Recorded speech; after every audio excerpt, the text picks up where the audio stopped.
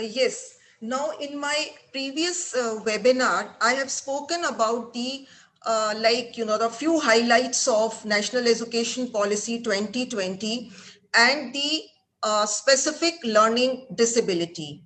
Today, I'm going to speak about the types of learning disability.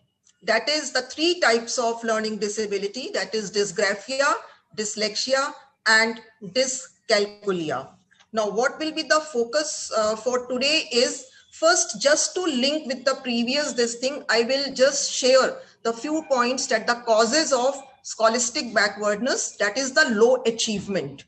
Then the symptoms, tips, and strategies to help students with dysgraphia, dyslexia, and dyscalculia.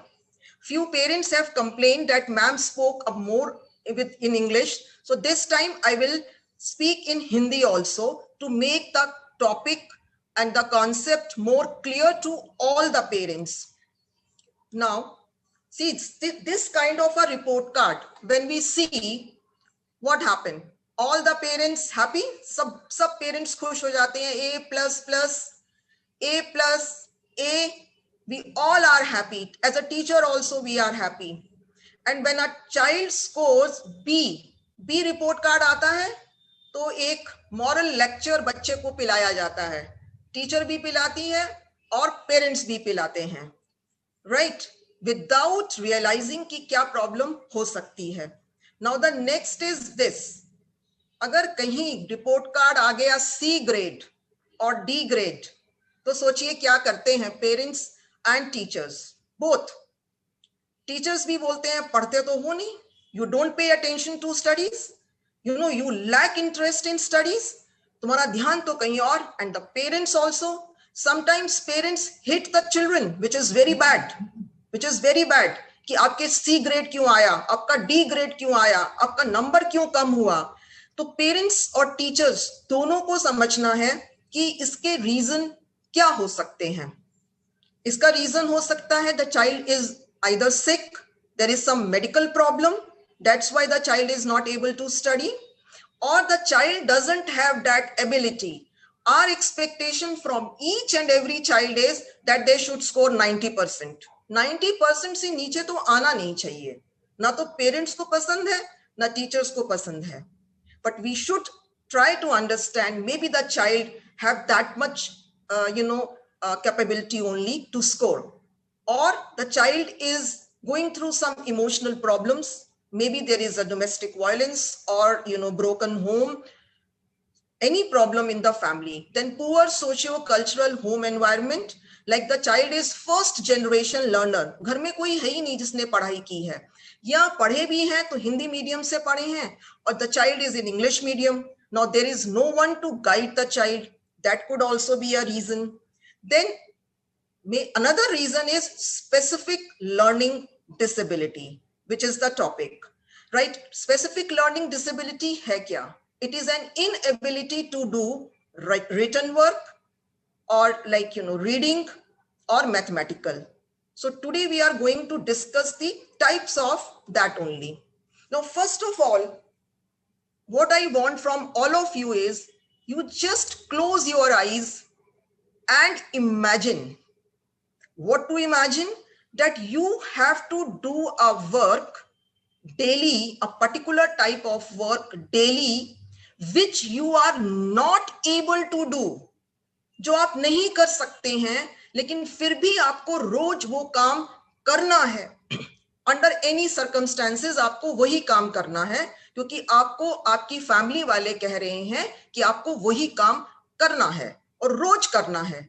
आप just इसको कुछ seconds के लिए imagine करिए and then मुझे बताइए chat box में लिख के कि आप कैसा फील करेंगे जब ऐसी सिचुएशन होगी.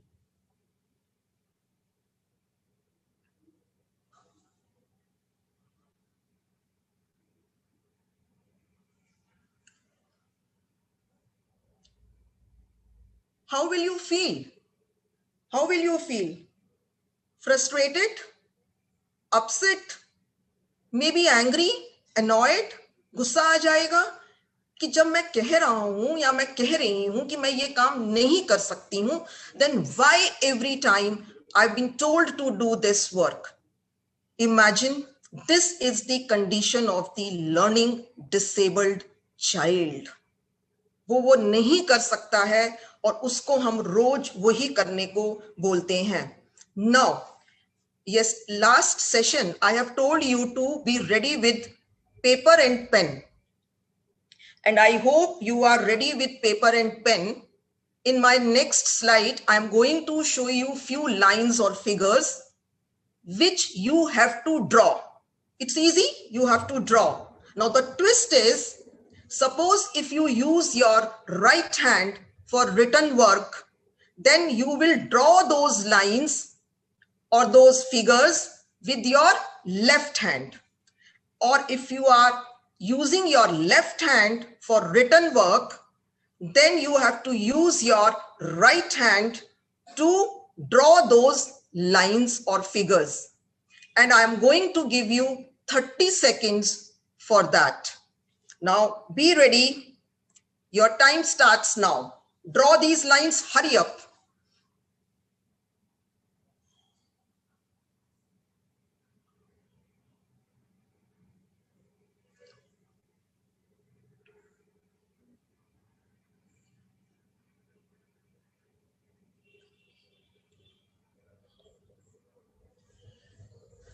30 seconds is over.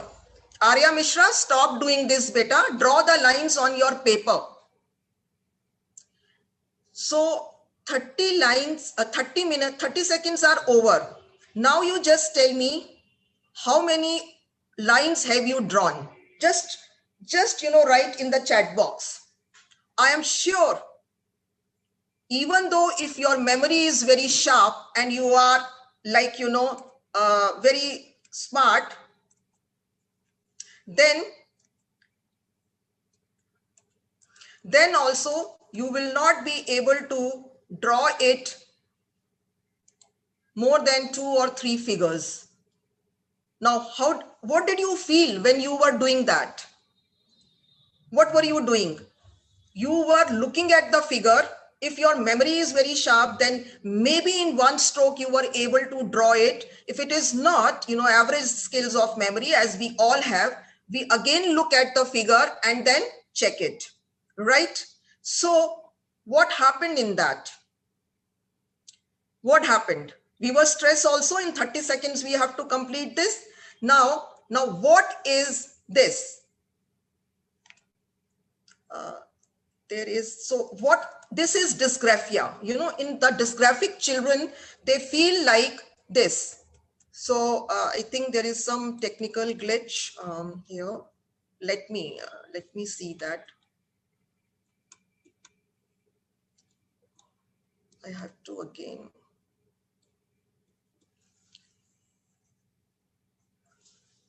Vijay sir, 1 minute. I think I have to again share it. Just few seconds. I think there is some technical glitch in this.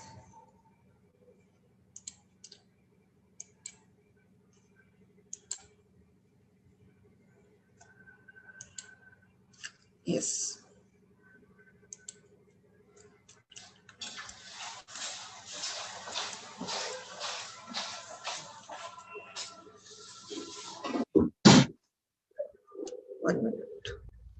Yes. Now the thing is like, what is dysgraphia? What is dysgraphia? Dysgraphia is a processing disorder, right? What happened in dysgraphia is like for you and me, the one who can write, जो हम लोग लिख सकते हैं आसानी से, उनके लिए जो written work है बहुत ही simple चीज है. But actually में written work is a complex process. In that, what we have to do, we have to remember the formation of the letters, alphabets, all the alphabets, numbers. We have to remember the formation, and that formation is our muscle motor memory. Muscle motor memory. We move like this, like we have to write S, we have to write A, then we have to write like so. It is our muscle motor memory. our hand gives instruction to the brain that we have to write so and so letter or so and so word. That is, there is a processing disorder with dysgraphic child. It is, that child is having impaired muscle, motor, memory or movements. That's why the poor child cannot write. Or if their child writes, very slow he writes. Because it takes time, child takes time to recall what is the formation of the alphabet. उस alphabet का formation क्या है, उसको बहुत time लगता है, सोचता है वो कैसे लिखना है, क्योंकि उसके यहाँ प्रॉब्लम मसल मोटर जो मेमोरी है वो इम्पेयर्ड है, उसे याद नहीं आता, बड़ी मुश्किल से वो उसको याद करके लिखने की कोशिश करता है. तो what happened when a normal child, the one who is not having dysgraphia, normal means the one who is not having dysgraphia, the child takes 10 minutes to write 3 lines. This child takes 30 minutes to write 2 lines or 3 lines. Then it causes fatigue. वो 2 line लिखता है, कहता मम्मा मैं थक गया. Teacher से भी वो बचता है कि मैम मतलब लिखता नहीं है, पेंसिल रख के बैठ जाता है, पेन रख के बैठ जाता है, avoids writing because of this, and this dysgraphia can occur alone also or in the presence of another disability, which I have explained last time also. Now, pencil grip जो होती है बच्चों की वो बड़ी unusual होती है, cramped होती है. Look at the pencil grip. बच्चे कैसे पेंसिल को होल्ड करते हैं ये आप देखिए. उनकी जो पेंसिल ग्रिप है वो बहुत ही unusual होगी. And then what is the proper pencil grip at what age? Like जब बच्चा 1 या 1.5 साल का होगा तो वो पेंसिल को इस तरह से होल्ड करेगा, right? It's normal. This is normal. When the child is 2 to 3 years, उसकी बिगनिंग जो होगी वो पेंसिल होल्ड करने की ऐसे होगी. तो उसको इसलिए सीधा पेंसिल नहीं पकड़ाया जाता, उसको पहले क्रेयॉन्स पकड़ाए जाते हैं. देन आप देखिए जब बच्चा 3.5 और 4 इयर्स का होगा तो वो ऐसे पकड़ने की कोशिश करता है पेंसिल को, ये पेंसिल होल्ड होता है. By the age of 4.5 to 6 years उसकी प्रॉपर पेंसिल ग्रिप आ जाती है, उसका पेंसिल होल्ड जो है वो इस तरीके से होना चाहिए. This is the proper, right? And we have to train such children with patience. Now, this is the handwriting of dysgraphic children. कैसे लिखते हैं वो? उनकी हैंडराइटिंग इज इलेजिबल, समझ नहीं आती, इरेगुलर साइज होते हैं, कभी उसी वर्ड को उसी लेटर को छोटा सा लिखेंगे, कभी उसको बड़ा लिख देंगे. शेप्स एंड स्लैंट्स ऑफ लेटर्स देखिए, कभी इस तरफ से जाएगा, कभी उस तरफ से जाएगा, क्राउडेड होगा, क्रैम्प्ड होगा, पुअर फॉर्मेशन है. और no 4 line concept, 4 line concept इन बच्चों में होता ही नहीं है. And what we do as a teacher और एज अ पेरेंट, इतना गंदा लिखा है तुमने, मैं पूरा काट रही हूं, दोबारा लिखो. एक तो बच्चे ने इतनी मुश्किल से लिखा, उसके लिए ये लिखना इतना मुश्किल है, पनिशमेंट है, उसको आपने डबल पनिशमेंट, ट्रिपल पनिशमेंट दे दिया कि मैं काट रही हूं. Please try to understand, if the child is writing like this and there are other symptoms, the child is dysgraphic. So we have to be patient with such type of children. See, this is a sample of my best handwriting. हम क्या करते हैं, जो ये handwriting की जो books आती हैं तो टीचर्स भी करते हैं, तो सबसे पहले हम उसको चेक करते हैं क्योंकि इट टेक्स टाइम, या सबसे लास्ट में करते हैं. तो जब हम ये चीज कर रहे हैं किसी बच्चे के साथ तो हमें उसका और स्टडी करना है कि बच्चे को और क्या प्रॉब्लम्स हो सकती हैं. कंफ्यूज्ड बाय लेटर्स, नंबर्स, वो उल्टा लिखते हैं. बी को देखिए डी लिख देंगे, डी को बी लिख देंगे, आर जो है वो इस तरह से लिखेंगे कैपिटल, 3 को वो ऐसे लिख देंगे. मिरर इमेज जिसे कहते हैं वो होती है इन बच्चों में. ये बच्चे जो होते हैं वो ड्राइंग नहीं करना चाहते. एक चीज और सिम्टम होता है, वो ड्राइंग नहीं करना चाहते, दे अवॉइड ड्राइंग. और उनकी जो ड्राइंग होती है वो बहुत मेसी होती है, बहुत ही ज्यादा मेसी होती है. वो सेंटेंसेस के अंदर कुछ वर्ड्स को हटा देते हैं, ओमिट कर देते हैं, राइट, और या अनफिनिश्ड लिखेंगे वो, और उनको they find it difficult to construct the sentence. There will be grammatical errors when they will write, and you will find that कि जो उनके written ideas होते हैं और जो उनकी understanding होती है उस topic के ऊपर, there is a large gap between these two. If you will ask oral तो वो बता देंगे आपको, oral में वो better होते हैं, oral वो बता देंगे आपको. The moment you will tell, because these children are bright, you know, they are having IQ of average and above average if there is no other disability like intellectual impairment. Then इन बच्चों को क्या problem होती है, सुना तो दिया उन्होंने आपको, जैसे ही आप कहेंगे कि लिखो, तो लिखने में क्या है कि अब उनको बहुत तकलीफ है, क्योंकि अब वो बहुत सोचेंगे कि फॉर्मेशन क्या है, उसकी स्पेलिंग क्या है, उसको बहुत टाइम लगता है. तो जब फोकस सारा उनका उस पे हो जाता है, the recalling of the formation of the letters, recalling of the spelling of the words, then what happened, their thoughts get distorted, right. इसीलिए उनकी जो रिटन वर्क होता है वो बिल्कुल अनऑर्गेनाइज्ड होता है, बड़ा हैफ-हैज़र्ड होता है. जो वो बोल रहे हैं वैसा वो नहीं लिख पाते हैं, और उसका रीजन ये है कि फोकस उनका किस पे है, फोकस उनका recalling of letters and recalling of spelling of the words पे है. सी ऐसे लिख देते हैं वो. नाउ बच्चे ने लिखा है the rabbit has pink eyes. Now look at the spelling. I am going to school. Between I and M there is less space. Between M and going, more space. Between to and school, no space. So such kind of, you know, they have the writing. Now incorrect use of capitals and lowercase letters. वो लोग के जो letters लिखते हैं उन्हें punctuation का कोई वो समझ नहीं होती. They don't understand that, they don't follow the rules of punctuation. For example, Sachin is from Mumbai. Now from में F should be what, small, right, but it is here it is capital. Now in Mumbai I is capital while it should be a small I.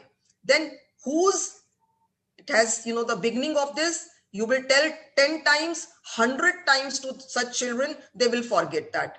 Whose W is again, instead of the capital, this, are these, right? Then my name is Priya. How the child will write? P should be capital, then it is small. So such kind of the written work they have. Now tips to help individuals with dysgraphia. आप ऐसे बच्चों की कैसे help कर सकते हैं? ये बच्चे पूरी तरह से ठीक नहीं होते हैं, लेकिन हमें उनको अकोमोडेट करना पड़ता है, और इसमें सबसे ज्यादा जरूरी है, जो मैंने अपने फर्स्ट सेशन में भी कहा था, पेरेंट्स की काउंसलिंग. पेरेंट्स एक्सेप्ट नहीं करते कि मेरे बच्चे को प्रॉब्लम है. कभी कभी टीचर्स समझ नहीं पाते कि बच्चे को प्रॉब्लम है. तो हमें इनको सबसे पहले तो हमें समझाना है, पेरेंट्स को बताना है कि हम कैसे इन बच्चों को समझें और कैसे इनको पढ़ाएं. फर्स्ट इज दैट कि इनको जो आप पेपर देते हैं उसमें कलर्ड लाइंस के साथ उन्हें करिए कि इसके अंदर अब आपको लिखना है, कि आपको इसी में रहना है. बच्चों के साथ, डिस्ग्राफिक चिल्ड्रन के साथ जो है वो ब्लैक एंड व्हाइट काम नहीं करता. इसीलिए आपने देखा कि जो मैंने स्लाइड्स बनाई हैं इसमें बहुत कलर्स यूज किए हैं. There is a purpose that कि आपका रिटन वर्क भी ऐसे ही कलरफुल होना है इन बच्चों के साथ. तो आप कलर्ड लाइंस यूज करिए उनको गाइड करने के लिए. डिफरेंट कलर की चौक और पेन यूज करिए, राइट, डिफरेंट कलर की चौक एंड पेन यूज करिए इन बच्चों के साथ. एंड इनको एनकरेज करिए कि वो proper grip, posture and paper positioning जो हो उनकी वो बिल्कुल करेक्ट हो. उनको बहुत स्लोली, ग्रेजुअली आप उनको एनकरेज करिए कि आप कैसे बैठें, पेपर को कैसे रखें, राइट. और ग्रिप जो मैंने अभी आपको दिखाई भी कि 4.5 साल के बच्चे की ग्रिप कैसी होनी चाहिए, बाय 6 इयर्स तो बिल्कुल वो प्रॉपर हो जानी चाहिए. इन बच्चों के साथ आपको ज्यादा मेहनत करनी पड़ेगी, as a parent also, as a teacher also, because एक बारी अगर ये सीख गए तो इनके साथ बहुत डिफिकल्ट है कि इनको अनलर्न करवाना, और फिर से रीलर्न करवाना। अगर इन्होंने गलत पोजीशनिंग सीख ली या गलत पेपर प्रॉपर ग्रिप जो उनकी है वो ना होके इम्प्रॉपर है, तो इनको दोबारा सिखाना विल बी अ प्रॉब्लम।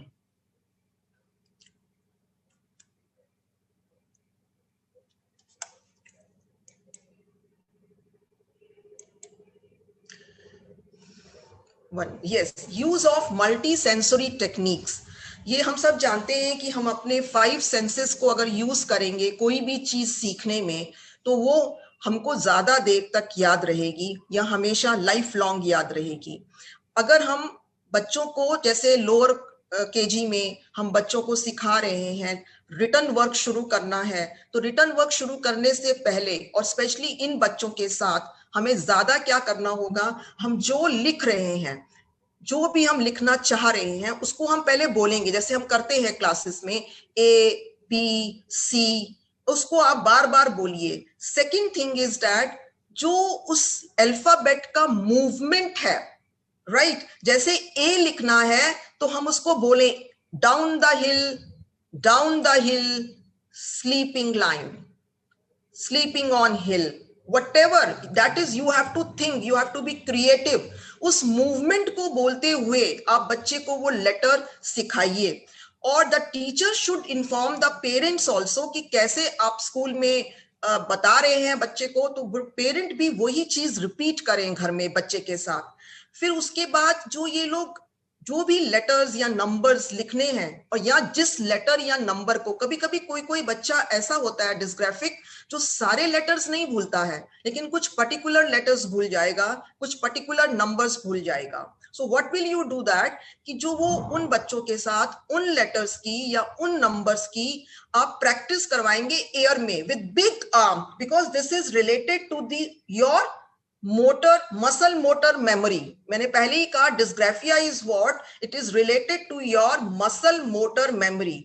तो जिस अल्फाबेट को लिखने में प्रॉब्लम है या जिस नंबर को लिखने में बच्चा भूल जाता है, उसको आप बिग आर्म मूवमेंट के साथ सिखाएंगे, जैसे S like this, H like this, L like this, big arm movements के साथ to improve the motor memory.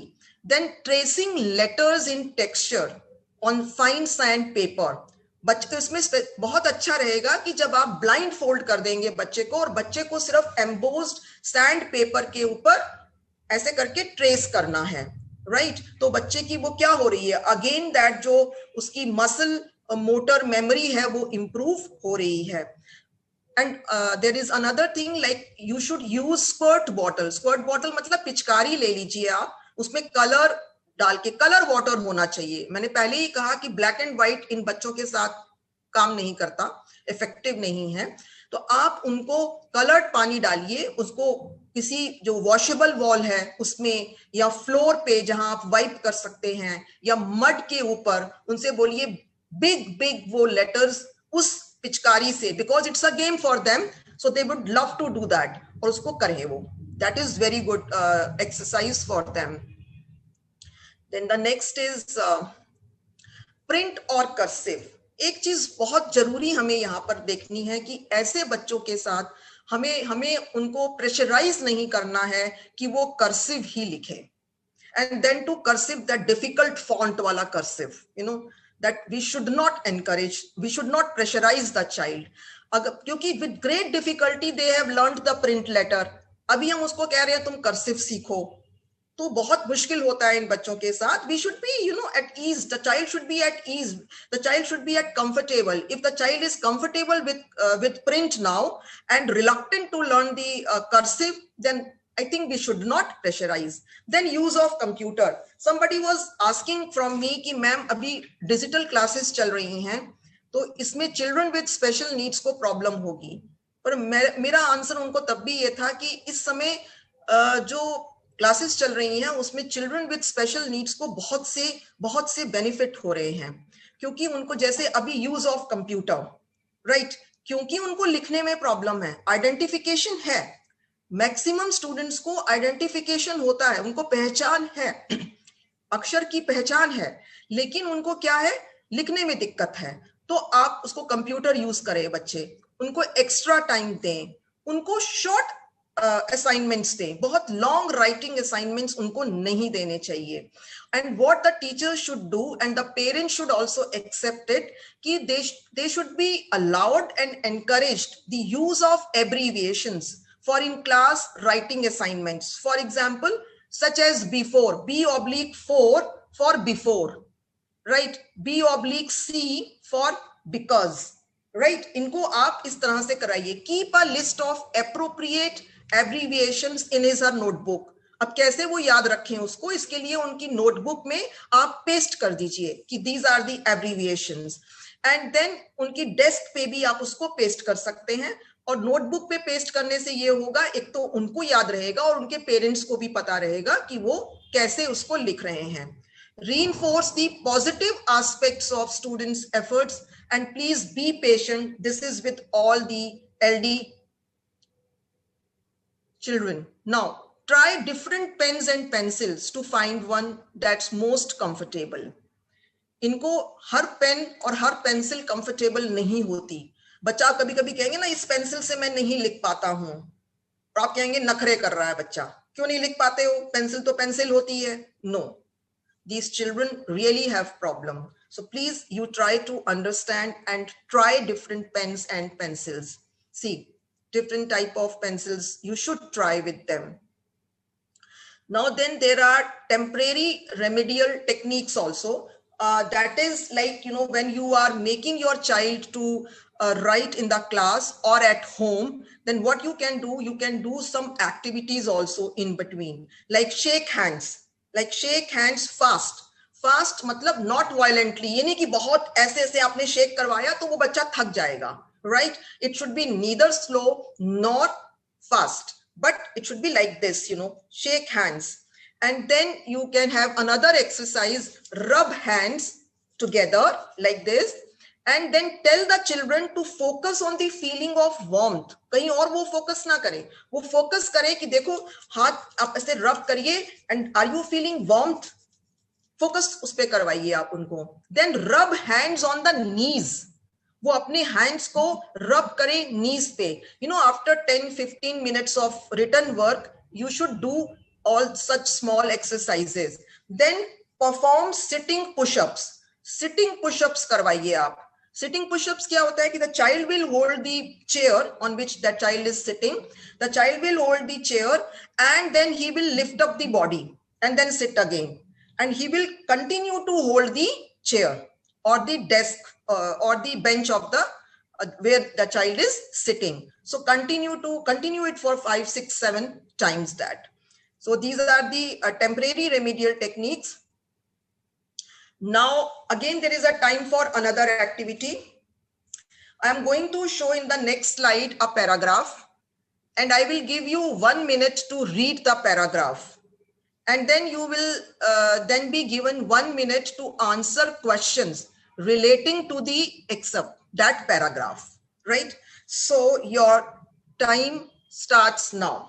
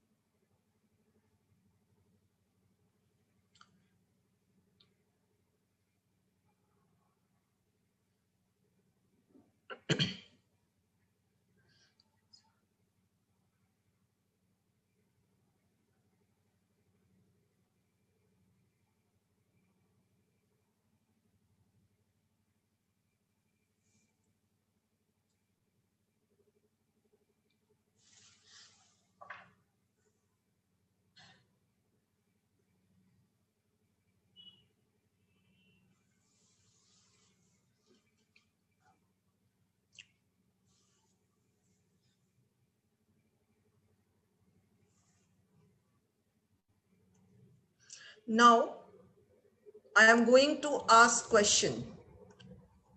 What did Joy suggest to do for the day? If you know the answer, please write in your chat box. And what were Toy and Joy searching for in the cupboard?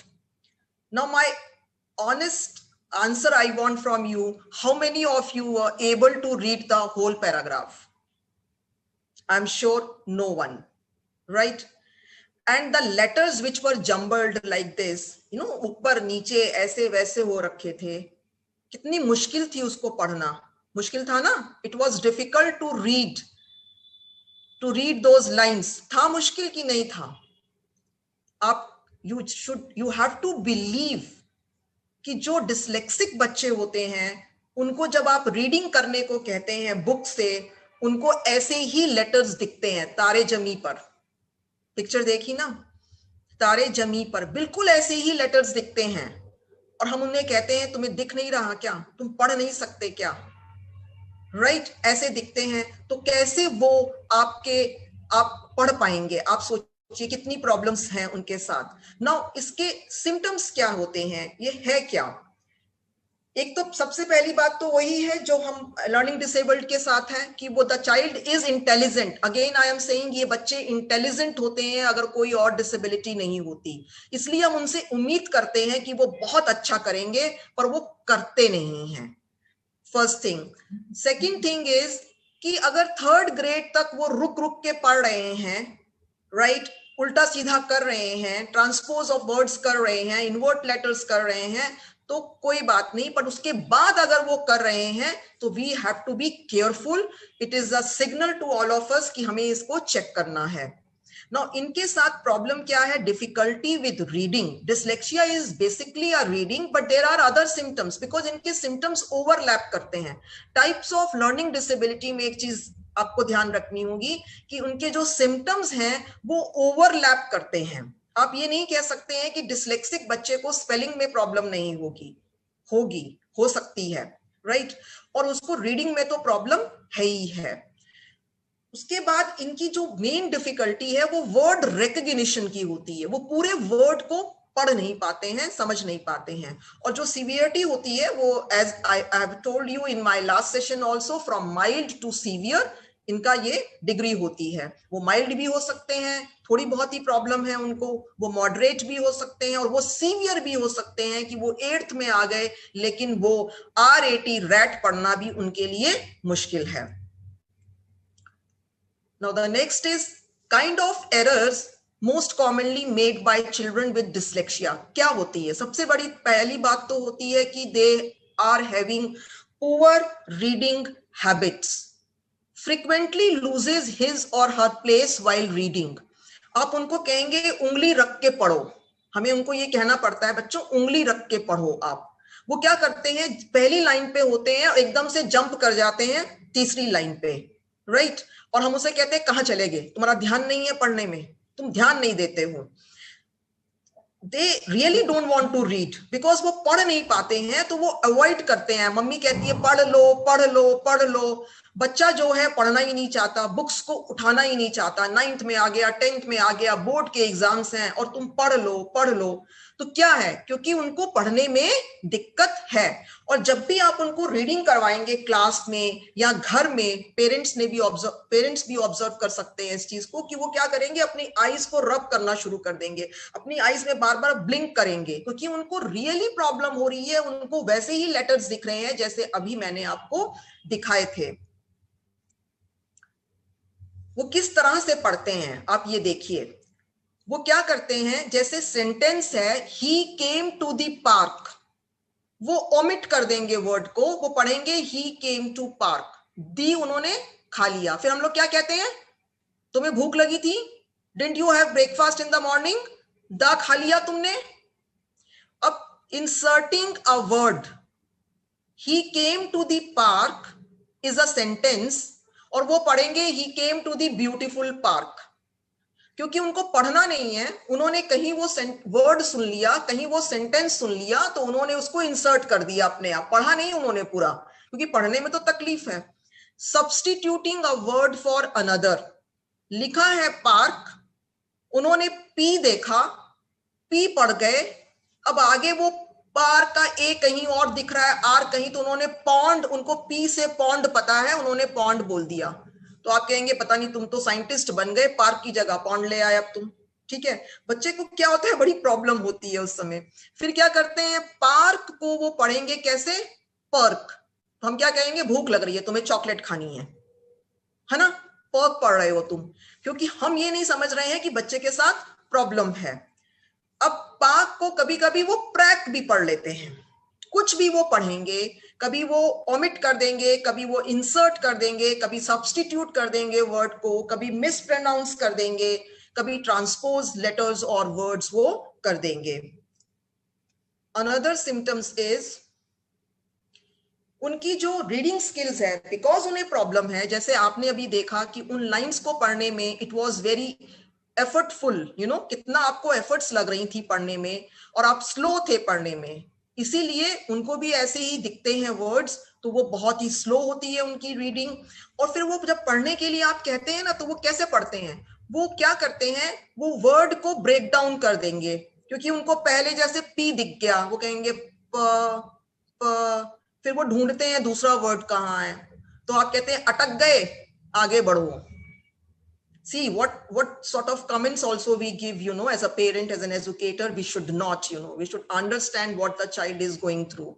फिर उनके साथ क्या problem होती है कि उनको पंचुएशंस का नहीं पता होता, तो उनको कहाँ रुकना है, कहाँ उनको छोटा सा मतलब थोड़ी देर के लिए रुकना है, कहाँ उनको लॉन्ग पॉज देना है, वो उनको नहीं पता होता। उसके बाद क्या होता है, आप कभी उनको रीडिंग कॉम्प्रिहेंशन दीजिए, जैसे मैंने आपको दिया था अभी, तो आप भी उसके आंसर्स आई एम श्योर शायद ही कोई पढ़ पाया होगा उसको। तो उनकी अगर उनको पढ़ने को दो भी आप, और टाइम भी दो, आप एक्स्ट्रा टाइम दे दो इन बच्चों को, उसके बावजूद भी उनका जो कॉम्प्रिहेंशन होता है, उसके जो आंसर्स उनको लिखने होते हैं, वो नहीं लिख पाते हैं।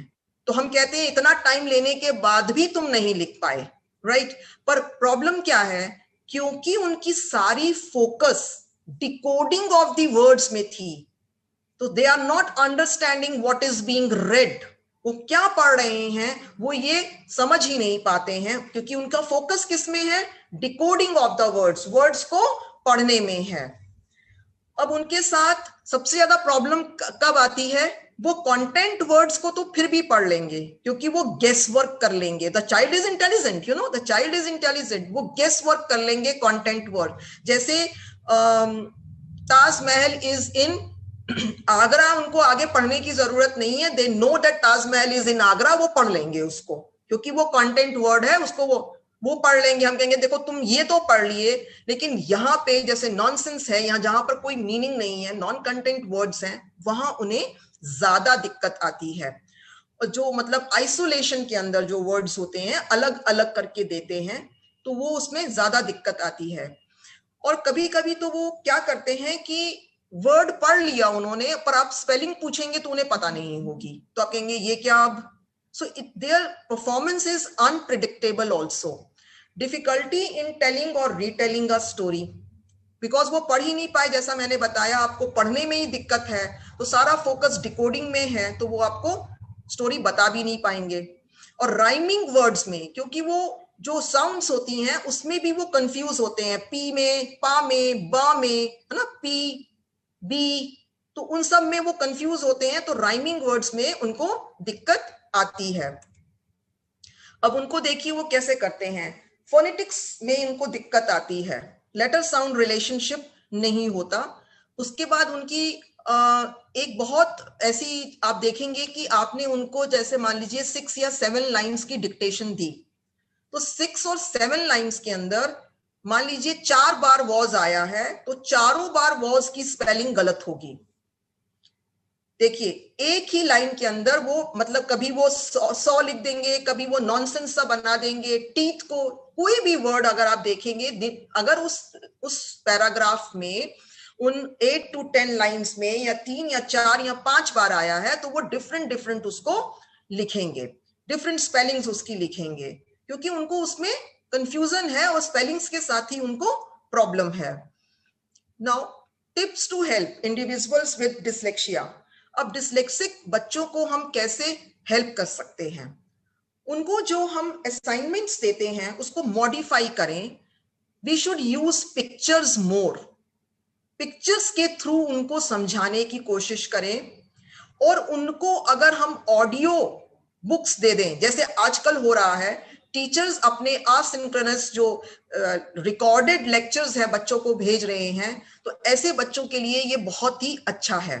और अगर हम यही करें कि आप अपना असाइनमेंट भी हमें रिकॉर्डेड भेज दें, लिखने का काम इनसे कम लिया जाए, पढ़ने का काम कम लिया जाए, क्योंकि इनके पास आईक्यू है, तो ये अपना बोल के रिकॉर्डेड आपको भेजें। और इसके लिए पेरेंट्स को भी हेल्प करना है और कोऑपरेट करना है और टीचर्स को भी देखना है।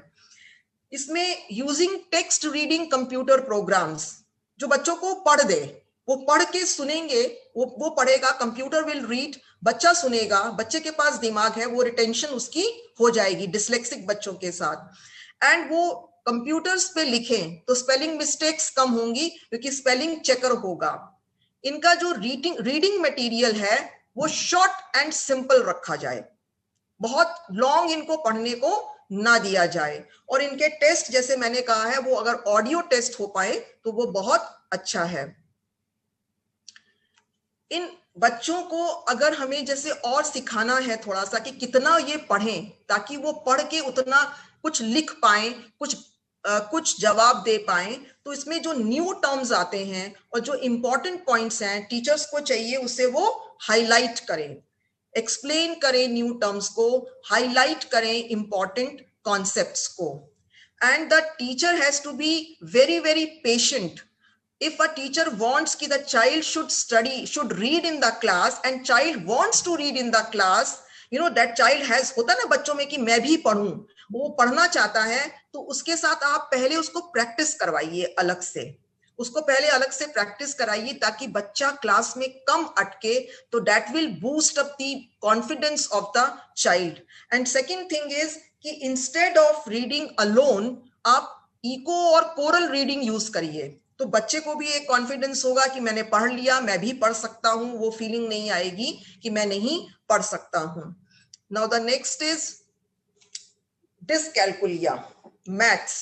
यू नो, पेरेंट्स कहते हैं कि मैथ्स के बिना कुछ नहीं। अगर बच्चा मैथ्स नहीं करता है तो पेरेंट्स को इतनी टेंशन हो जाती है, वो ये कहते हैं कि मैथ्स के बिना तो कुछ लाइफ ही नहीं है। मेरे को ही पेरेंट्स ने आके बोला कि मैथ्स के बिना तो कुछ है ही नहीं। तो मैंने उनको एक जवाब दिया कि अगर मैथ्स के बिना कुछ नहीं है तो फिर आपके हिसाब से तो मैंने भी मैथ्स नहीं पढ़ी है, तो कुछ नहीं है। तो एक तो पहली बात, पेरेंट्स अपने दिमाग से ये निकाल दें कि मैथ्स के बिना कुछ नहीं है।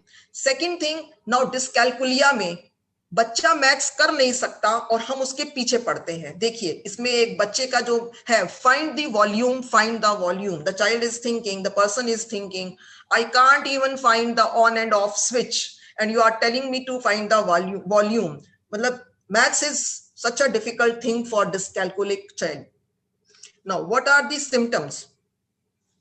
Numbers याद नहीं रहते बच्चे को, उसको अगर आप छोटे बच्चे, इन बच्चों का हमको जो स्क्रीनिंग करनी होती है वो अर्ली एज में ही शुरू हो जाती है, राइट? जब बच्चा छोटा होता है, छोटी क्लासेस में होता है, तो उसकी अर्ली स्क्रीनिंग शुरू हो जाती है। और हम उसको अगर रेमेडीज दे दें, if we give the remedies at this stage, some children improve by the age, you know, they reach their 6-7 years, but if they don't improve after that, you know, beyond that, we have to consult psychologists or the special educators or others.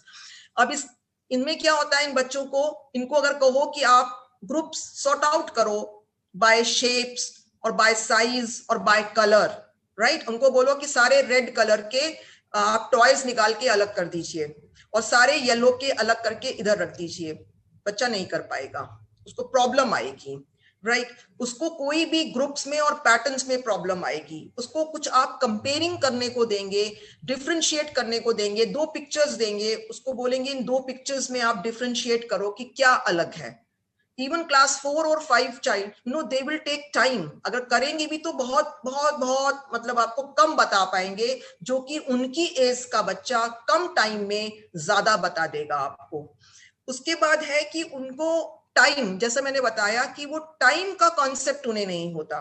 बच्चा 6-7 में आ जाता है, उसको time का concept क्या होता है, आजकल तो डिजिटल वॉचेस आ गई हैं जिसमें कि नंबर्स लिखे होते हैं ना, तो वो तो देख के बता देंगे आपको 8:15 हुआ है, ये इस तरह से इतना हुआ है। लेकिन अगर आप उनसे कोशिश करेंगे ये जानने की कि वो डिफरेंट टाइप से टाइम को पढ़ लें, टाइम को कन्वर्ट कर लें, तो वो नहीं कर पाते हैं। उनको इवन अपना टेबल्स को याद करने में बहुत दिक्कत आती है, बहुत दिक्कत आती है, टेबल्स याद नहीं होते। और हम पेरेंट्स क्या कहते हैं, हम जब क्लास पहली में आए थे हमें 20 तक के टेबल याद हो गए थे और तुमसे अभी तक 5 तक का टेबल याद नहीं हो रहा। The child has problem, please understand that, you know.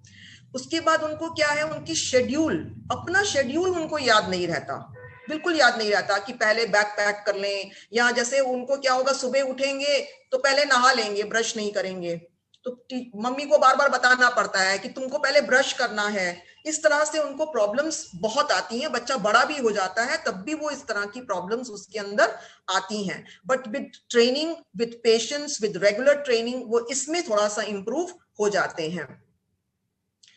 Then उनके साथ जो ये डिस्कैल्कुलिक बच्चे होते हैं, इनकी जो ये डिसेबिलिटीज होती हैं ये लाइफ लॉन्ग होती हैं। वो पास्ट और फ्यूचर इन इवेंट्स में कंफ्यूज हो जाते हैं।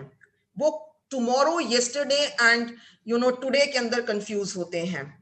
वो जनरल मैथ्स, जैसे बच्चा बड़ा हो गया, 8th में आ गया, 8th में आ गया तो सिंपल एडिशन तो उसने कर लिया, मतलब जो बेसिक ऑपरेशन है वो तो कर लिया, but now the child needs to do the specific computations and organization skills is required. The child is not able to do that. Now, poor sense of direction. यही बच्चे होते हैं, अगर आप उन्हें कहीं स्कूल में भी जैसे पहली बार आए हैं तो इन बच्चों को बहुत ट्रेनिंग देनी पड़ती है कि यहाँ पर वॉशरूम है, यहाँ आपकी क्लास है, आपको यहाँ से घूमना है। कहीं बाहर भी लेके जाते हैं, इनको बहुत जल्दी ये डिसोरिएंटेड हो जाते हैं, इनको एकदम से समझ में नहीं आता कि कहाँ कैसे क्या करना है। और क्योंकि इनकी पुअर लॉन्ग टर्म मेमोरी होती है तो ये क्या करते हैं कि जैसे आज तो आपने कोई चीज समझाई उनको मैथ्स में, the child is able to answer you in the class immediately, but next day if you will ask there is nothing, the child has forgotten.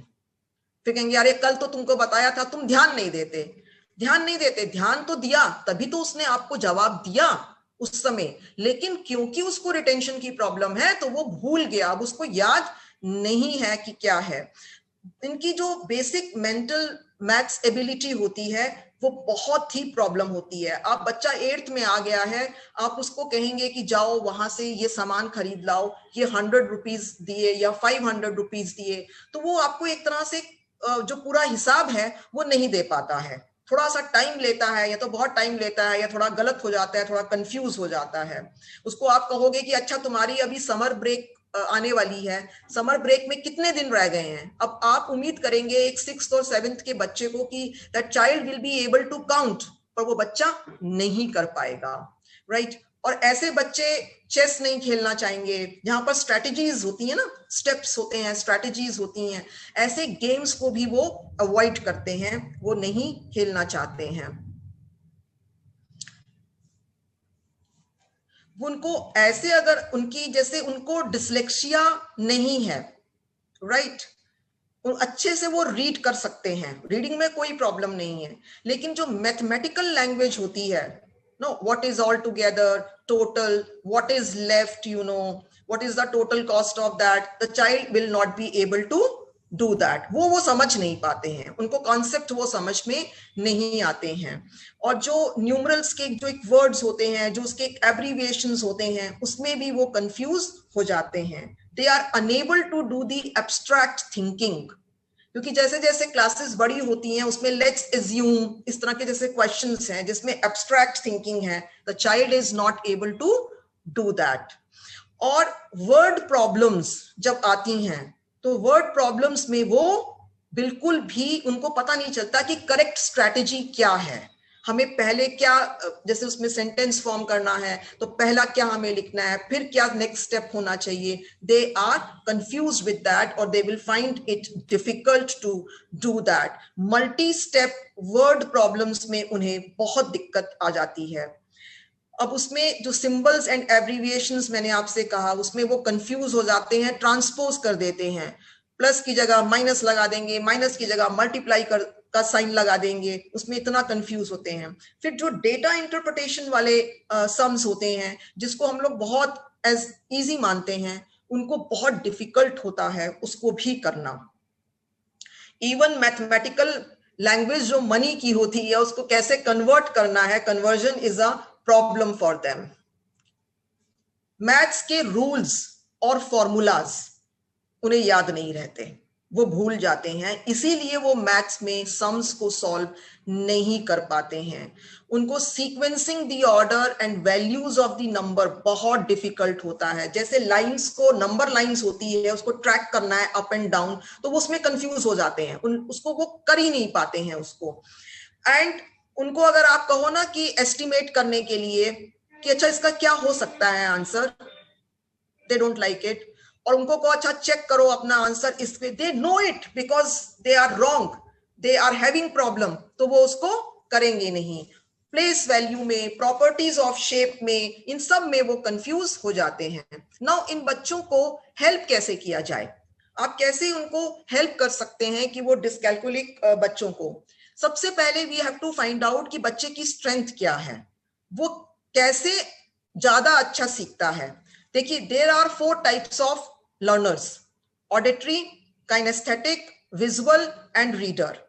क्या वो देख के सीखता है, क्या वो सुन के सीखता है, क्या वो जब वो कुछ करता है हैंड्स ऑन तब वो सीखता है, क्या वो जब पढ़ता है तब वो सीखता है। तो आपको सबसे पहले तो उसकी ये देखना है कि वो किस टाइप का लर्नर है, वो किस किस चीज से, किस मेथड से बहुत अच्छा सीखता है। और ऐसे बच्चों को कोशिश किया जाए वन ऑन वन इंस्ट्रक्शन दिया जाए, वन ऑन वन इन बच्चों को पढ़ाया जाए और टेस्ट भी वन ऑन वन ही उनका करवाया जाए। और जब आप इन बच्चों को पढ़ाएं तो इन बच्चों को उस जगह पे बैठाएं, जैसे विंडो के पास ना बैठाएं, डोर के पास ना बैठाएं जहां पर ज्यादा डिस्ट्रैक्शंस हो, क्योंकि बच्चे बहुत जल्दी इनका ध्यान जो है वो बट जाता है। तो इस और इनके पास, इनकी टेबल पे जो है वो सिर्फ वही चीज होनी चाहिए। घर पे भी जब मम्मी पढ़ा रही हैं तो ऐसी जगह पे पढ़ाएं जहां पर डिस्ट्रैक्शंस कम हो, जहां पर शोर कम हो। और वो बच्चा जो है वो सिर्फ पेंसिल, अगर पेंसिल चाहिए तो पेंसिल, इरेजर, पेन, रूलर, जो उसको चाहिए उस समय बस उतना ही सामान उसके पास सामने पड़ा हो और वो जिसको उसे यूज करना है, विच इज रिक्वायर्ड देयर।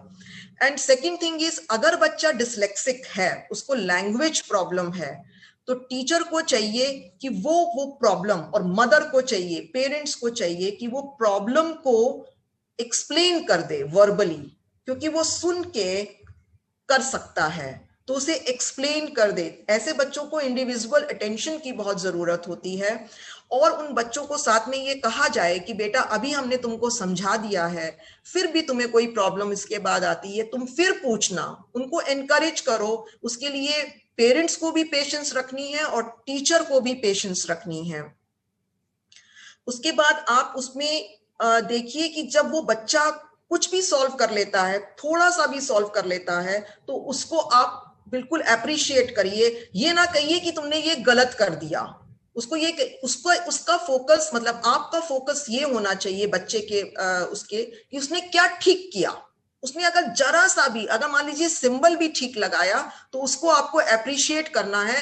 क्योंकि मैथ्स के अंदर बहुत ज्यादा, मैंने कहा ना, एब्स्ट्रैक्ट थिंकिंग चाहिए। तो बच्चा जो नहीं कर सकता है और उसको प्रॉब्लम भी है, तो आपकी डांट से, मदर की डांट से, फादर की डांट से या टीचर की डांट से वो जो एक करेक्ट चीज कर रहा था वो भी करना वो छोड़ देगा। एंड द नेक्स्ट इज, आप डिफरेंट अप्रोचेस लगाइए to memorising the maths facts, formulas, rules. कैसे आप उनको याद करवाएं, किस तरीके से याद कराएं कि बच्चे को फॉर्मूलाज और रूल्स याद हों। Use rhythm music to help और मेमोराइज मैथ्स फैक्ट्स। जैसे मैंने एक वीडियो है, मैं अभी आपको बहुत ही इंटरेस्टिंग, बहुत ही छोटा सा 1 मिनट का वीडियो है, मैं अभी आपको दिखाने जा रही हूँ वो वीडियो। तो उस वीडियो को अगर आप देखेंगे तो आप पाएंगे कि कितने अच्छे से टीचर ने सिखाने की कोशिश की है बच्चों को।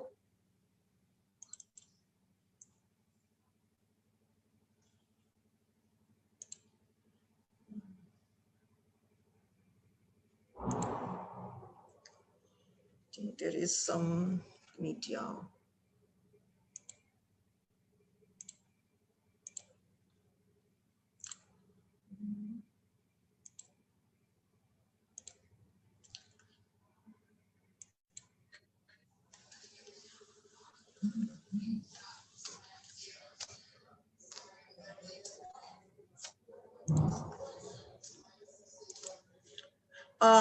Can you see this video?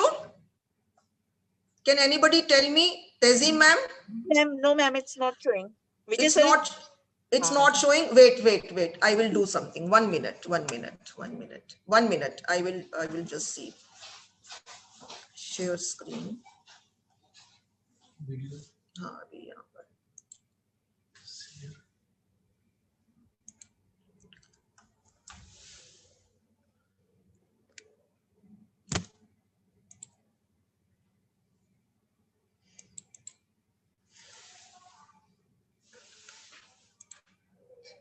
Yes, ma'am, it's visible now. No.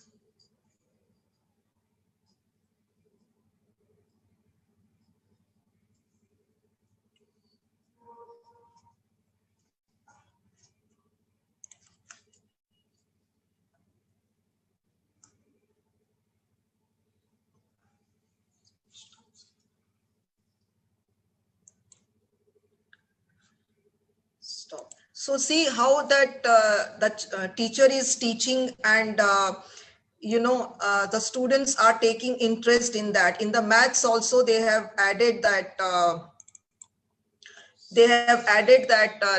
music, and the students, they are taking interest. So we can do like this as a teacher, as a parent also, we can look for such methods. Then like we should practice as a first step कि बच्चे पहले सोचे कि इसका क्या हो सकता है, इसमें क्या है.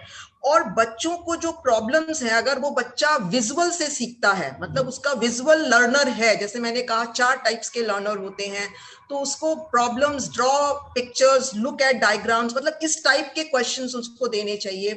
प्रॉब्लम को विजुअलाइज कर दीजिए, और प्रॉब्लम्स को आप रियल लाइफ एक्सपीरियंसेस के साथ करेंगे, तब भी वो बच्चा कर पाएगा. और इन बच्चों को जो आप वर्कशीट्स दें, उनको स्पेशली एक तो वर्कशीट्स दीजिए, और ये वर्कशीट्स ऐसी होनी चाहिए कि अनक्लटर्ड हो, उसमें कुछ फालतू की चीजें ना हो, सिंपल उसमें क्वेश्चंस हो, और अगर बच्चा पिक्चर के थ्रू समझता है तो पिक्चर्स हो उसके अंदर, और प्रिफरेबली उसमें लाइन्ड हो, क्योंकि जब लाइंस नहीं होती तो बच्चा इवन बड़ी क्लास में भी आके कंफ्यूज हो जाता है. तो इसलिए उसमें लाइंस हो, और उसको एक्स्ट्रा टाइम तो हमें देना ही है इस बच्चे को, क्योंकि वो बच्चा टाइम लेगा करने में.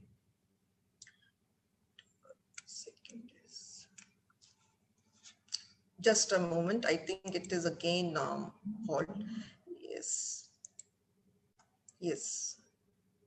Then last, that a few strategies are important concepts जो हैं उसकी mastery होनी चाहिए. आप drill करवाएं, बार बार बच्चा उसको करे, और जहां तक हो for the basic operations and all, that a child should be allowed to use calculator. Now that even the CBSE gives the relaxations for that.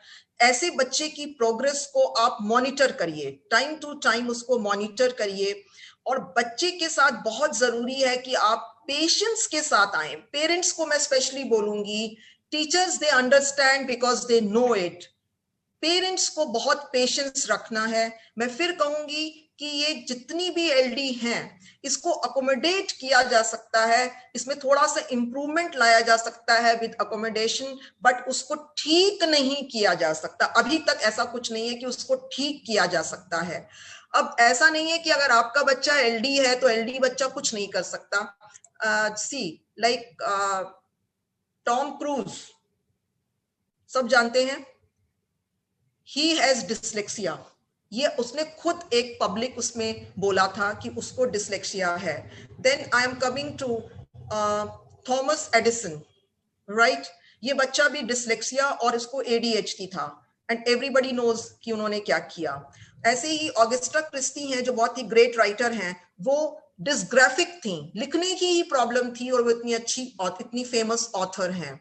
So what we need is, as an educator, it is vital that we remember that a learning disability affects how the individual learns and not how well they learn. It is up to the teacher to find effective ways to teach individual. Aapko different ways, you have to be creative for that. Why you have to be creative? You have to be different because your child is differently abled. वो abled है, वो कर सकता है। अगर आप उसकी help करेंगे तो वो कुछ चीजों को कर सकता है अपनी उस लिमिटेशन के साथ, पर आपको डिफरेंटली सोचना है, पेरेंट को भी डिफरेंटली सोचना है और एक्सेप्ट करना है। So you have to remember, as a teacher, in the last, I would like to say, there is no challenge as great as a little boy or girl in a school when he or she doesn't want to be there. And no one as courageous as a teacher who wants to change his or her mind. Teachers, you can do wonders, right? You can